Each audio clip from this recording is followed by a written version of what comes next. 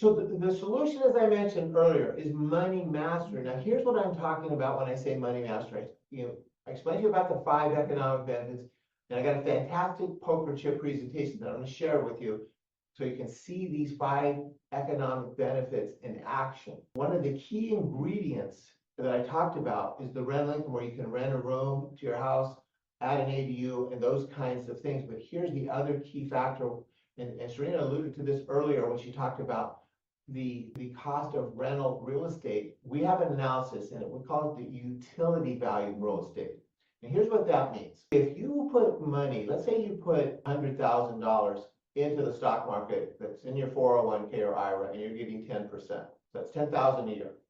That's what you're making. Well, here's the thing about putting money in the stock market.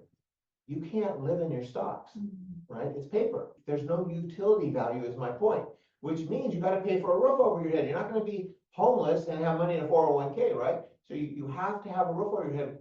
So if you're a homeowner, that's great. But if you're a renter, that's not great, because what's happening is your cost for housing with rent is really eating away and offsetting all your growth in your 401. Where in real estate, you invest and you own land and you own a structure. And here's what's so powerful is that utility value, which means either you're enjoying the value because you're not paying rent, you're getting the market value of what the rent would be for the area to live there. So it's reducing your cost and increasing your return on investment. Now, the other element of this, as I said, is that you can rent a room, you can do these different things, add an ADU, and create income. But here's the money mastery part, and understanding how to use these 5 economic benefits. And that's why I'm going to show you this poker chip presentation. Here's what's really happening. Here's what I want you to think. I want you to think, be the bank. Here's what that means. Picture a bank. How does a bank work? Well, the way a bank works is they borrow money from us. So when we put money into a bank, we're on the debit side, but we're basically a credit. They are paying us interest. So that's why we're not giving them our money. We're loaning them our money, basically, right? We put our money in there, they're holding it, but we're basically loaning the money. Here's my point as a bank. If we put our money in there and they pay us, 1, 2, 3%. So they're paying us, let's say 3%. What are they going to do with the money? Are they going to leave it sit there and just pay us 3% and lose money? No. What do? They're looking to reinvest that money to make more than 3%. They want to make as much as possible. So how do they do? Well, in the old days, and this is where the savings and loan industry came from, is they would pay borrowers 1, 2, 3%. Then they would loan it to people for home loans at 6 or 7%, usually double the return, and then they pay their bills and they make money. And that's being the bank.